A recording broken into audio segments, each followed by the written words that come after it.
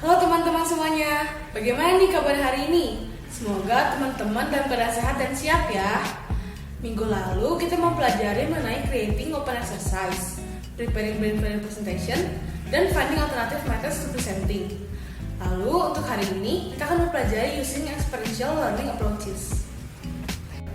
Sebelum memulai pembelajaran hari ini, teman-teman dimohon untuk memperhatikan hal-hal berikut. Pertama, menyiapkan alat tulis dan lembar catatan sebagai penunjang catatan yang dapat diambil dari pembelajaran hari ini. Kedua, pastikan berada di tempat yang kondusif. Ketiga, pastikan juga teman-teman sudah duduk dengan posisi yang nyaman dan baik. Keempat, jangan lupa untuk menyiapkan air minum di sekitar teman-teman agar teman-teman dapat tetap terjaga. Dan yang terakhir, persiapkan diri sebaik mungkin dan jangan skip video ini ya. Lalu yang berikutnya, sebelum teman-teman mengikuti pembelajaran pada hari ini, teman-teman bisa melakukan relaksasi terlebih dahulu. Teman-teman diharapkan untuk mengatur posisi duduk senyaman mungkin. Selanjutnya, teman-teman dapat menarik napas lalu hembuskan dan diulang sebanyak 3 kali. Kita lakukan bareng-bareng ya. Dalam hitungan ketiga, 1, 2, 3.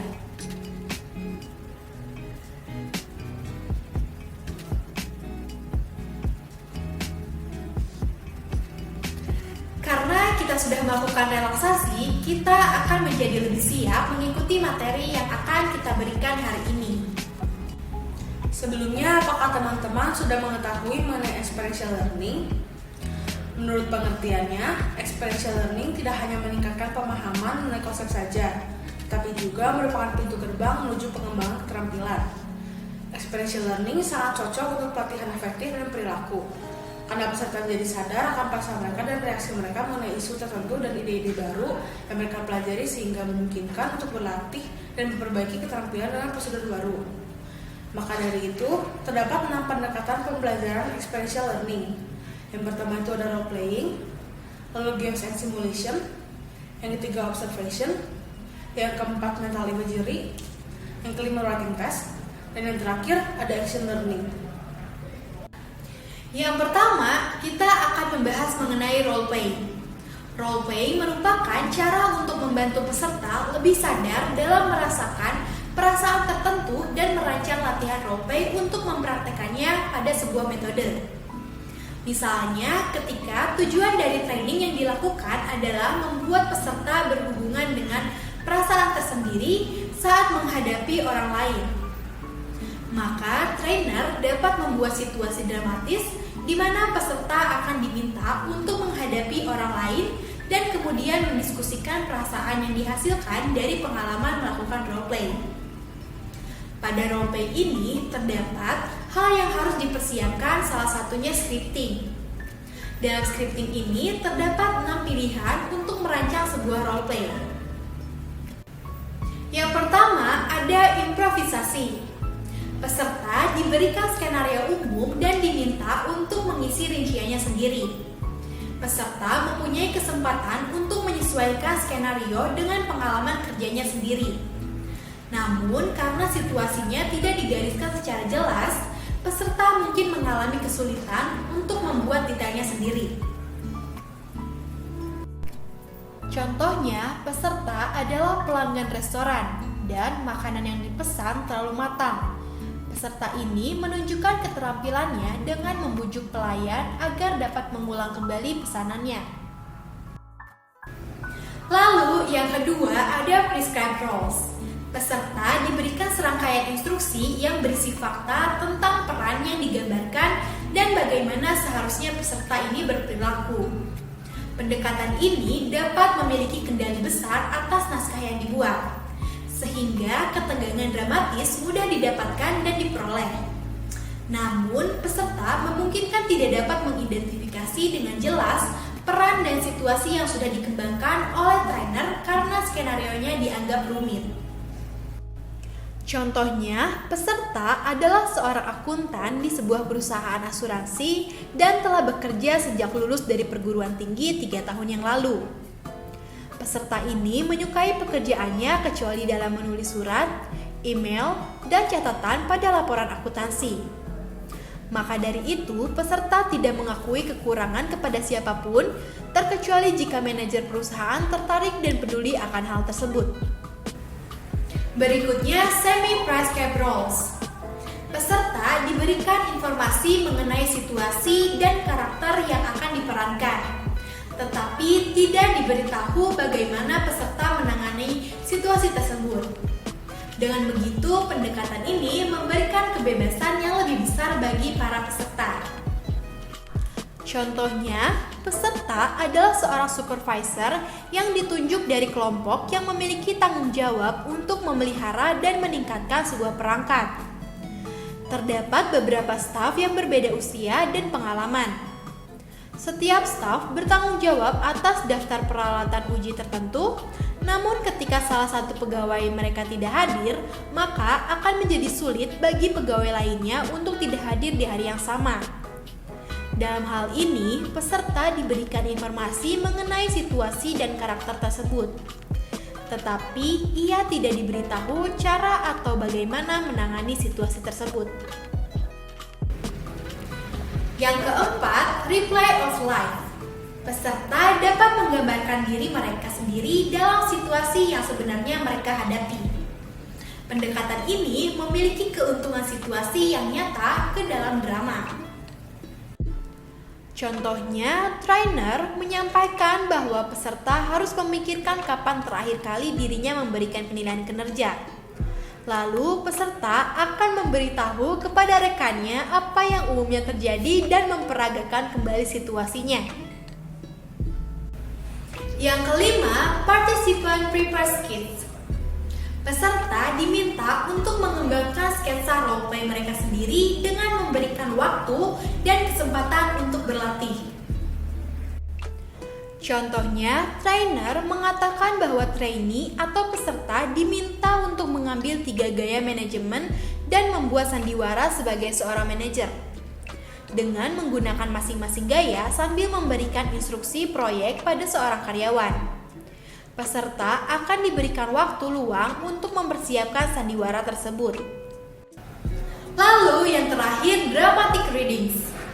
Peserta diberikan naskah yang sudah disiapkan sebelumnya untuk melakukan roleplay. Contohnya, peserta diberikan naskah dan instruksi untuk membagi peran dengan pasangan kelompoknya. Peserta diminta untuk membacakan bagiannya dengan keras sehingga merasa ketegangan dan kelegaan yang dialami dalam situasi tersebut.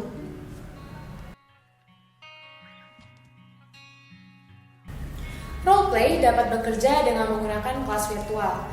Trainer dapat menyiapkan aktivitas menarik seperti cara mengatasi presentasi yang dibajak dengan membutuhkan 2 peserta, presenter, dan orang yang membajak presentasi. Lalu, mereka dapat membaca naskah. Untuk mendapatkan feedback dari peserta lainnya, trainer dapat mendemonstrasikan cara yang salah terlebih dahulu, lalu berhenti dan mendemonstrasikan cara yang benar dengan slide dan skrip yang lengkap. Pada pembahasan selanjutnya, kita akan membahas mengenai staging berkaitan dengan format yang digunakan untuk melakukan roleplay. Terdapat 5 opsi pada staging, yaitu yang pertama, informal role-playing. Permainan peran dapat berkembang secara informal dari diskusi kelompok yang dapat mengurangi demam panggung dan kecemasan saat menjalankan roleplay. Stage front role-playing. Roleplay yang dilakukan di depan kelompok dan akan diamati dan memberikan feedback. Simultaneous role-playing. Peserta diminta membentuk pasangan 2 orang atau 3 orang untuk secara bersamaan melakukan roleplay. Pilihan ini memungkinkan dapat mengurangi kecemasan dan individu lain lebih berpartisipasi. Kekurangan dari opsi ini yaitu kesulitan dalam memantau dan melihat kinerja dari masing-masing peserta. Yang keempat, rotational role-playing. Peserta dapat dirotasi dengan cara memotong roleplay yang sedang berlangsung atau mengganti salah satu atau lebih aktor. Yang terakhir yaitu repeated role-playing. Roleplay yang dapat diulang atau dimainkan kembali, di mana ide yang baik ini membuat peserta memiliki kesempatan kedua setelah adanya feedback. Kita sebagai trainer memiliki banyak cara untuk menggabungkan opsi dari tahap roleplay ini. Lalu, trainer dapat mempertimbangkan hal yang dihasilkan dari penggabungan staging dan juga scripting. Trainer juga dapat memperkenalkan roleplay kepada kelompok yang enggan dan dapat membagi ke dalam kelompok seperti simultaneous roleplaying dan memberikan naskah yang sudah disiapkan. Sebelum kita lanjut ke materi selanjutnya, mari kita istirahat dan meregangkan tubuh terlebih dahulu.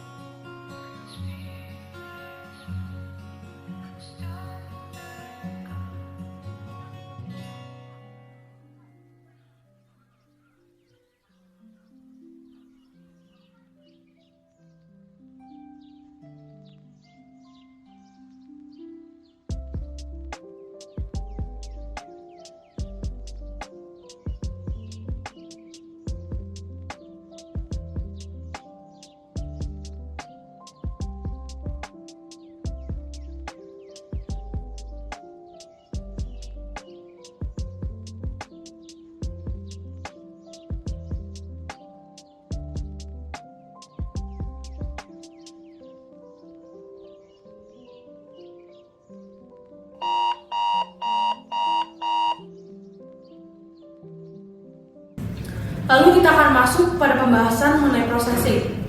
Terdapat 6 pilihan untuk memproses roleplay yang berkaitan dengan diskusi reflektif, tanya jawab, atau memberikan feedback pada roleplay. Yang pertama ada designated observers. Designated observers adalah satu atau lebih observer yang hadir di setiap kelompok roleplay dan diberikan instruksi khusus mengenai apa yang harus diamati dan bagaimana memberikan feedback. Selanjutnya ada self-assessment. Peserta dapat mendiskusikan reaksi mereka terhadap pengalaman tersebut dengan mengajukan pertanyaan terbuka terlebih dahulu, lalu mengajukan pertanyaan lebih dalam mengenai perasaan, niat, dan reaksi peserta. Lalu yang ketiga, ada open audience discussion and feedback. Trainer mengundang kelompok secara keseluruhan untuk memberikan reaksi dan feedback terhadap roleplay tersebut. Peserta dapat meminta untuk memberikan feedback positif terlebih dahulu atau berfokus pada peristiwa tertentu dari beberapa sudut pandang yang berbeda.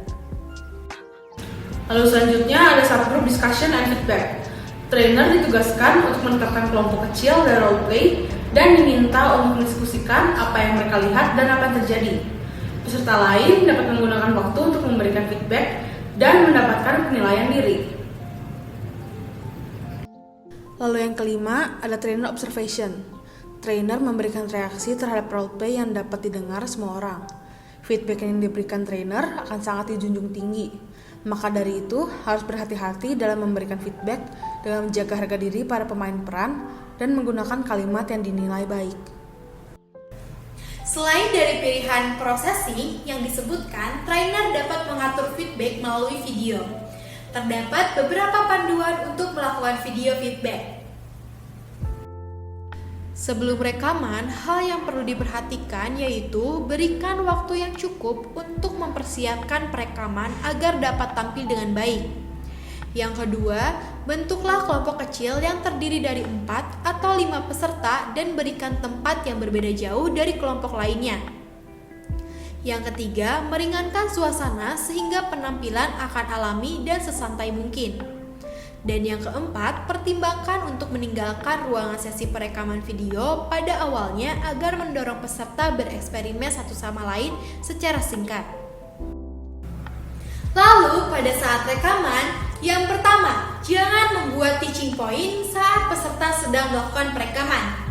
Yang kedua, buat catatan mengenai apa yang telah dilakukan dengan baik dan apa yang perlu ditingkatkan.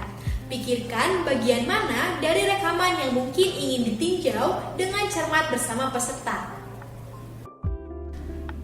Lalu setelah rekaman, yang pertama berikan waktu kepada peserta untuk meninjau rekaman mereka dan mengajukan pendapatnya terkait video tersebut. Yang kedua, mintalah anggota kelompok untuk memberikan feedback satu sama lain. Yang ketiga, kembangkan checklist tertulis mengenai perilaku spesifik yang dapat dicari dalam menganalisis rekaman. Dan yang keempat, tinjau kembali bagian-bagian rekaman menggunakan teknik feedback yang efektif seperti deskriptif, spesifik, dan berfokus pada yang boleh dilakukan daripada yang tidak boleh, dan mendapatkan reaksi terhadap feedback yang diberikan. Cara untuk mengajarkan suatu keterampilan adalah dengan melakukan demonstrasi dengan cara menunjukkan dan menjelaskan sebelum meminta peserta untuk mencobanya sendiri. Pendekatan yang lebih aktif yaitu dengan mendemonstrasikan suatu keterampilan dengan sedikit atau tanpa penjelasan. Tentukan keterampilan yang ingin peserta pelajari dan minta peserta itu untuk melakukan sebuah keterampilan. Berikan peserta gambaran secara besar mengenai keterampilan tersebut. Kemudian, bentuklah peserta menjadi berpasangan dan tunjukkan bagian pertama dari keterampilan dan mintalah mereka untuk mendiskusikan satu sama lain apa yang mereka amati. Jika peserta mengalami kesulitan dalam mengikuti prosedur, maka trainer dapat kembali mendemonstrasikan keterampilan tersebut.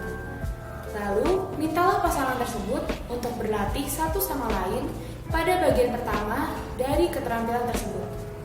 Jika pasangan tersebut sudah menguasainya, lanjutkan demonstrasi sisa setiap bagian. Jika peserta berhasil, trainer dapat memberikan dan meningkatkan tantangan dari keterampilan tersebut. Berikutnya, kita akan membahas mengenai permainan dan simulasi. Sebelumnya, apakah kalian tahu kegunaan dari permainan dan simulasi pada pelatihan? Boleh yuk dijawab di kolom komentar. Beberapa trainer terkadang merasa ragu untuk menggunakan permainan dan simulasi dalam program mereka, karena takut peserta akan berpikir hal tersebut terlalu dibuat-buat atau mengabaikannya sebagai hiburan belaka. Seperti metode pelatihan lainnya, permainan dan simulasi juga memiliki resiko. Apabila digunakan dengan cara yang salah dan di waktu yang salah, maka akan tidak begitu membantu dalam proses pelatihan. Namun, apabila digunakan dengan tepat, maka dapat menjadi cara yang menyenangkan dan efektif untuk menuju tujuan pelatihan. Salah satu keuntungan dari permainan dan simulasi adalah dapat mendorong peserta untuk menghadapi sikap dan nilai yang dimiliki oleh mereka sendiri.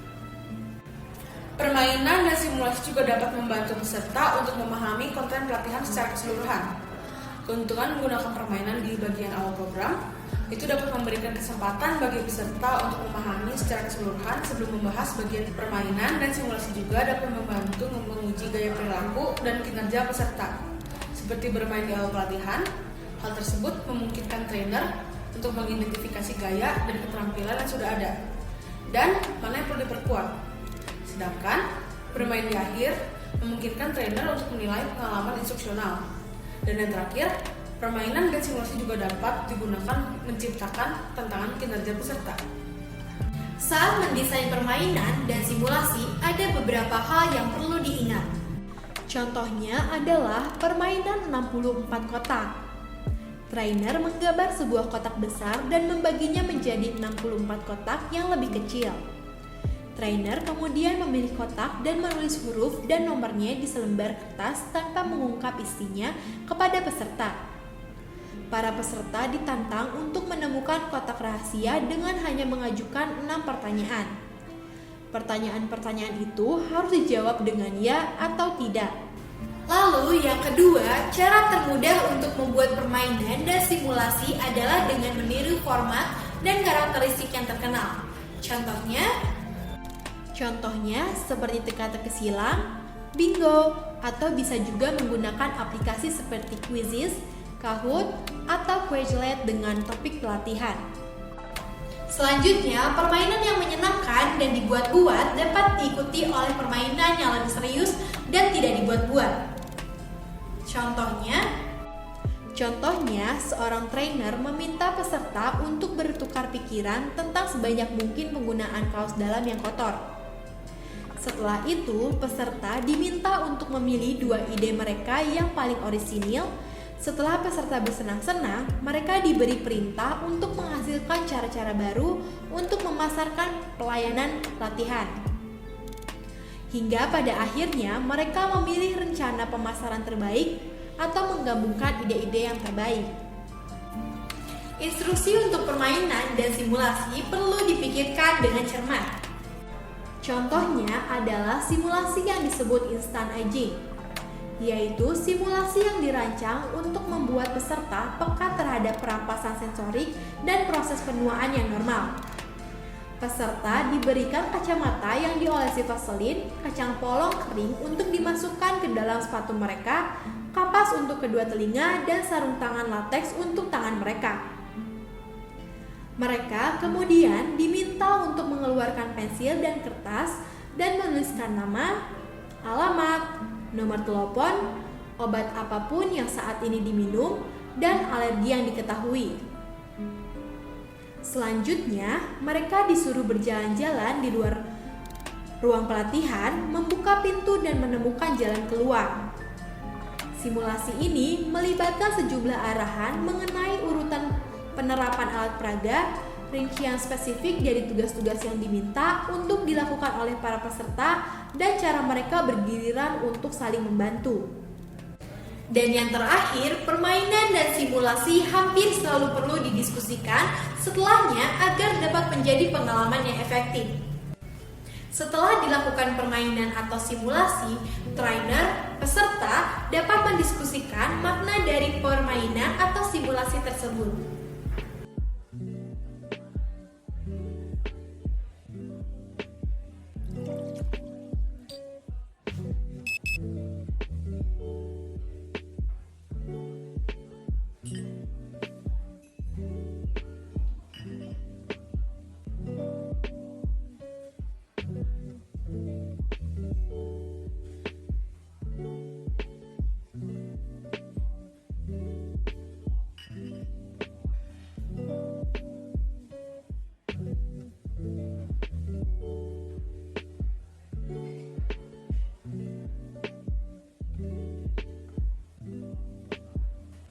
Tea do you want?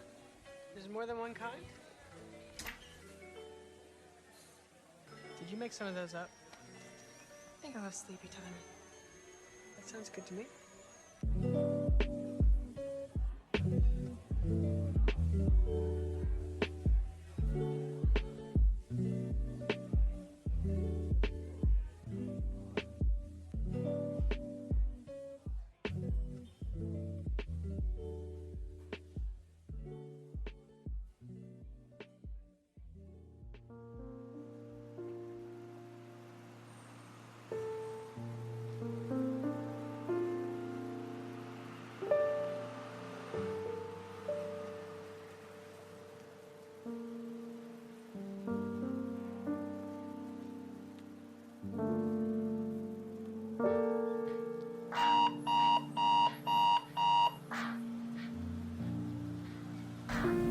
Teman-teman, tahu nggak sih apa itu observasi? Observasi adalah kegiatan menonton orang lain tanpa berpartisipasi secara langsung. Observasi dapat menjadi cara efektif untuk belajar. Namun, harus dipastikan observasi tersebut menjadi aktif bukan pasif. Observasi memainkan peran penting dalam desain pelatihan. Dalam observasi ada beberapa bagian. Yang pertama adalah designing. Ada beberapa cara agar peserta kegiatan observasi terlibat secara aktif. Yang pertama, berikan bantuan untuk peserta dapat memperhatikan dan mempertahankan aspek terkait dari demonstrasi yang telah mereka saksikan. Yang pertama, pastikan para peserta memperhatikan fitur-fitur kritisnya. Lalu yang kedua, dengan cara memberikan gambaran mengenai demonstrasi tersebut dan memberikan gambaran visual dari beberapa istilah kata kunci untuk menggambarkan perilaku yang dicontohkan. Setelah itu, mintalah peserta untuk mengingatnya. Yang kedua, menyediakan formulir observasi yang berisikan saran, pertanyaan, dan daftar pernyataan. Setelah peserta mengamati suatu permainan peran atau latihan kelompok, trainer dapat membagikan formulir tersebut. Lalu yang kedua, memiliki pedoman yang konkret dapat membantu peserta untuk mendapatkan hasil maksimal dari pengalaman observasi. Lalu yang terakhir, Peserta diberikan kesempatan untuk mempelajari formulir sebelum pengamatan yang sebenarnya dan ditugaskan untuk mengamati perilaku tertentu. Yang ketiga, memberikan key question kepada observer untuk memusatkan perhatian. Misalnya, pengamat diminta untuk mempertimbangkan siapa yang mereka paling kenal, apa yang sedang dilakukan orang tersebut, apa pengaruhnya terhadap kelompok, dan bagaimana reaksi orang lain terhadap orang tersebut. Keempat, harapkan observer untuk memberi feedback yang konstruktif agar mereka mengamati secara hati-hati dan menerapkan hal yang telah mereka pelajari sebelumnya. Saat kepercayaan dalam kelompok sudah berkembang, saran yang diberikan bisa menjadi lebih luas dan kritis. Lalu yang kelima, observer mungkin memiliki berbagai pengalaman apabila hal yang mereka amati memiliki dampak pribadi.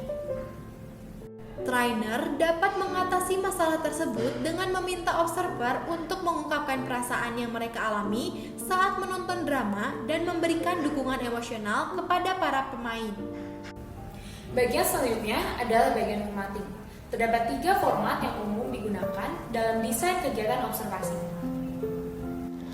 Format yang pertama yaitu format yang paling sederhana, di mana dengan menginstruksikan pengamat untuk menonton demonstrasi, video, roleplay, dan sejenisnya.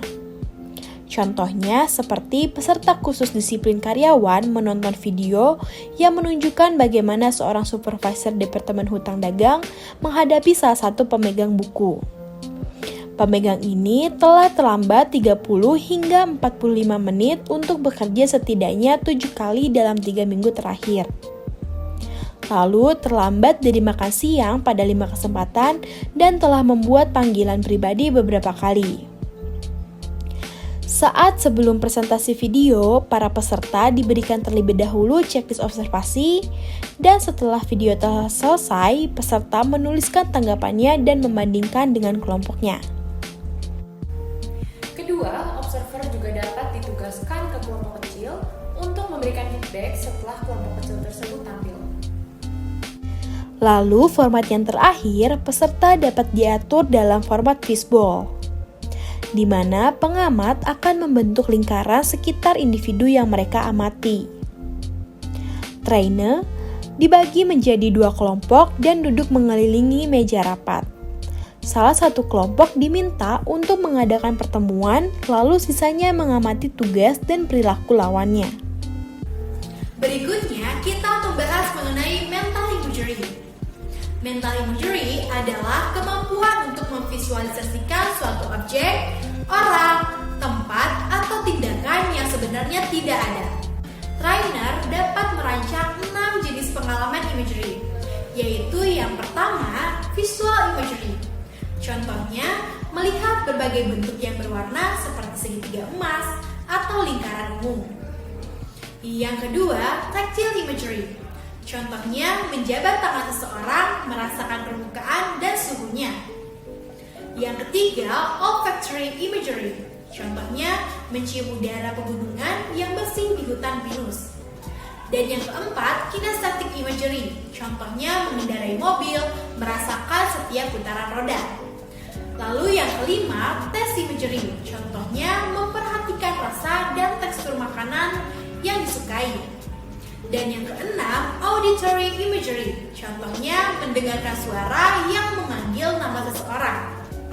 Melatih mental imagery dapat digunakan untuk menggantikan permainan peran atau role play.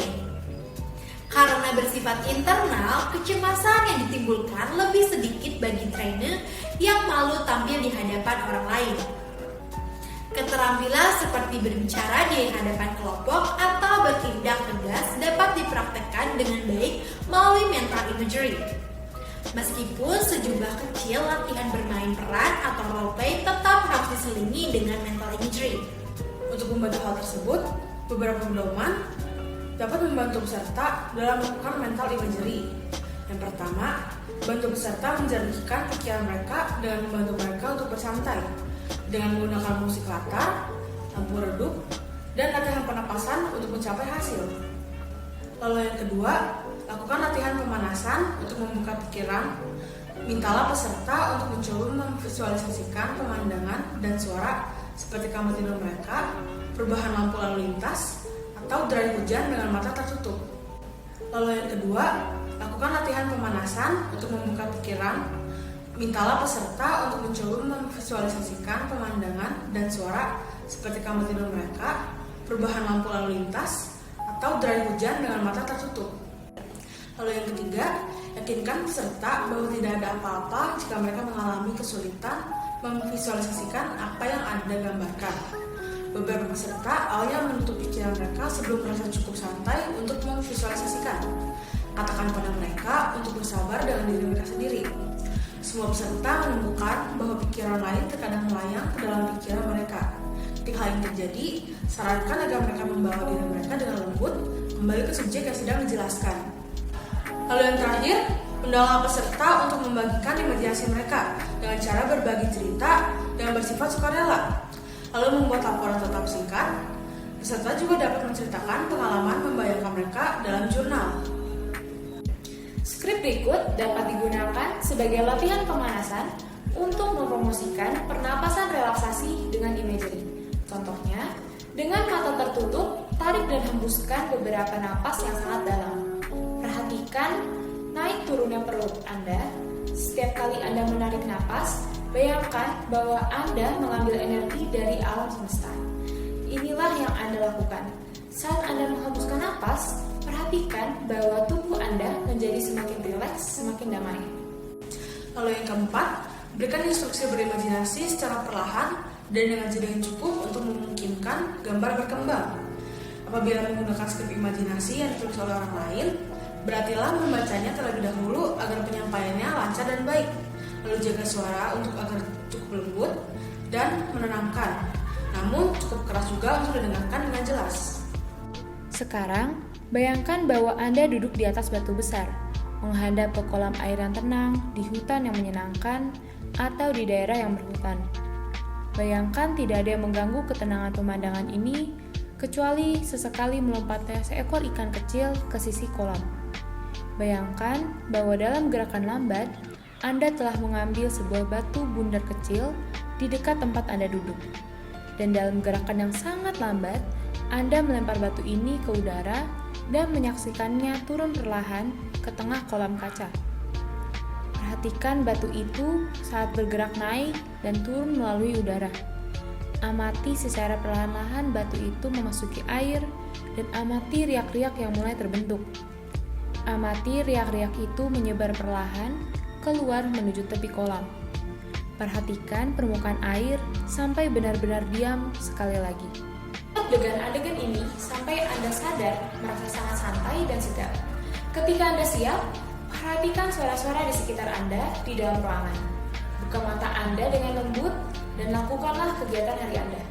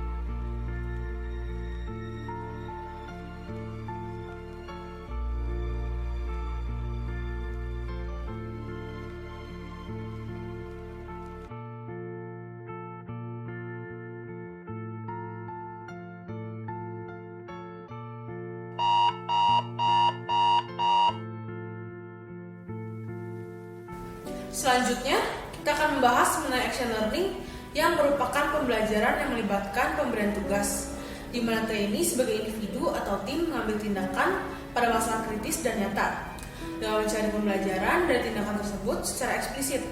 Terdapat beberapa tugas yang dapat diberikan kepada peserta. In-basket assignments. In-basket assignments adalah tugas dalam bentuk metode proyek di mana surat, email, pesan telepon, dan sebagainya diberikan kepada peserta dan memainkan peran yang ditugaskan. Peserta diberikan waktu untuk menulis surat atau tanggapan aktual terhadap item yang diberikan dan menuliskan tindakan yang diambil terhadap masalah kritis. Tugas ini digunakan sebagai salah satu latihan dari program manajemen waktu. Yang kedua adalah research project. Mintalah peserta untuk melakukan penelitian dan mempresentasikan temuan mereka dalam bentuk pembelajaran. Penelitian ini dapat dilakukan dengan tim kecil atau individu dengan memiliki tugas yang sama, di mana data dapat diperoleh dari mana saja. Yang ketiga yaitu field observation. Observasi ini dapat dimulai dengan membagi kelompok yang terdiri dari 4 atau 5 orang dan meminta trainee untuk mengembangkan daftar pertanyaan dan hal-hal spesifik yang harus trainee cari selama field observation. Yang keempat adalah teaching projects. Pada tugas ini, peserta akan diminta untuk saling mengerjakan informasi atau keterampilan baru yang dapat dilakukan oleh individu atau tim dalam kelompok besar atau kecil. Yang terakhir adalah task force project. Tujuan dari proyek ini adalah untuk memberikan kepercayaan kepada kemampuan trainee dalam melakukan tugas yang sama di tempat kerja. Kelompok diminta untuk menghasilkan rencana atau hasil spesifik lainnya yang dapat digunakan oleh peserta lain dalam situasi kerja yang sebenarnya. Menulis biasanya merupakan aktivitas individu. Hal ini memungkinkan setiap peserta untuk merefleksikan secara perlahan mengenai pemahaman dan tanggapannya terhadap pelatihan. Lalu kegiatan menulis dapat berupa tanggapan pendek seperti lembar kerja hingga panjang seperti esai. Salah satu contoh penulisan yang lebih panjang dalam menangani karyawan bermasalah, peserta diminta untuk mengingat kembali kejadian yang sangat mengganggu yang terjadi pada mereka di masa lalu. Kemudian mereka diminta untuk menulis kejadian tersebut seolah-olah itu terjadi sekarang. Tugas menulis ini digunakan untuk membantu peserta membedakan perilaku dari perasaan yang menyertainya. Lembar kerja memberikan instruksi khusus tentang apa yang harus ditulis. Misalnya, seorang pelatih dalam kursus tentang hubungan pelanggan meminta peserta untuk mengisi lembar kerja yang meminta deskripsi singkat tentang pertemuan terakhir dengan pelanggan. Lembar kerja juga dapat diberikan pada akhir kursus, seperti meminta peserta menuliskan tujuan untuk menerapkan teknik khusus pada pekerjaan. Menulis lebih panjang umumnya bekerja paling baik pada tengah-tengah pelatihan. Apabila ditugaskan pada di awal atau di akhir, hal tersebut bisa membuat program turun. Baik teman-teman, tadi kami sudah menyampaikan materi mengenai using experiential learning approaches. Semoga apa yang sudah kami sampaikan akan bermanfaat bagi kalian ya. Jika ada pertanyaan, boleh langsung di kolom chat atau saat pertemuan online nanti. Terima kasih semuanya, sampai jumpa.